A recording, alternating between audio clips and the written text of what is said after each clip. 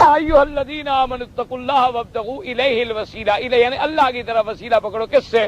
آگے خود لکھا ہوا جاہدوا، تو یعنی اعمال سے وسیلہ پکڑو۔ یہ تو لکھا ہوا کہ وابتغوا الیہ الوسیلہ بالانبیاء والرسل والاولیاء والپیران، لکھا ہوا ہے کہ نہیں لکھا ہوا؟ یہ لکھا ہوا جاہدوا فی سبیلہ۔ وسیلے کا طریقہ کیا ہے کہ اس کے رستے میں جہاد کرو، یہ ہے وسیلہ، اس کا کوئی بھی منکر نہیں۔ اعمال صالحہ سے وسیلہ پکڑو۔ یہ کہاں لکھا ہوا ہے کہ وابتغوا الیہ الوسیلۃ من الانبیاء ومن الرسل ومن الاولیاء؟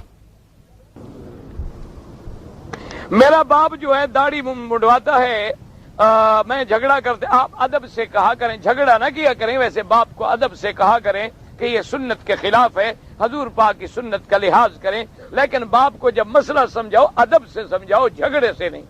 باپ اگر کافر بھی ہو تو بیٹے کا حق یہ ہے کہ ادب سے بات کریں۔ واجب، فرض، یہ اصطلاحات ہیں۔ فرض یعنی نص قطعی سے ثابت، واجب یہ ہے کہ حضور پاک نے ہمیشہ اس کے لیے زیادہ تاکید فرمائی۔ سنت ہوتی ہے آپ نے کبھی چھوڑ دی تو غیر مؤکدہ، کبھی نہیں چھوڑی تو مؤکدہ بس۔ وطر جو ہے احناف کے نزدیک واجب ہے، باقی ائمہ کے نزدیک سنت ہے۔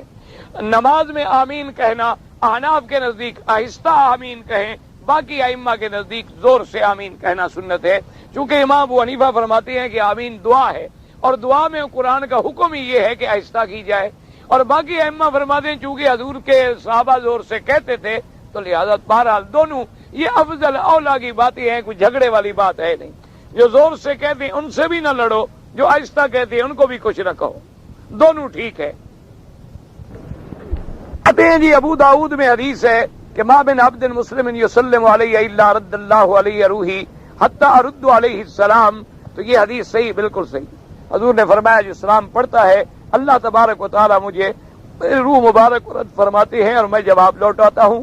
ابی داؤد نے لکھا ہے، اور یہاں کے مفتی صاحب نے جو ہمارے سب سے بڑے مفتی ہیں ماشاءاللہ، انہوں نے بھی اپنی کتاب جو حج کی لکھی ہے اس میں اس حدیث مبارک کو نقل فرمایا ہے، انہوں نے بھی الحمدللہ تسلیم کیا کہ یہ حدیث مبارک جو ہے صحیح ہے۔ اب اللہ حضور کے روح مبارک کو کیسے لوٹاتے، یہ وہی بات آ گئی کہ ہم اللہ پہ چھوڑ دیں، بس اس بحث میں بھی نہ پڑے۔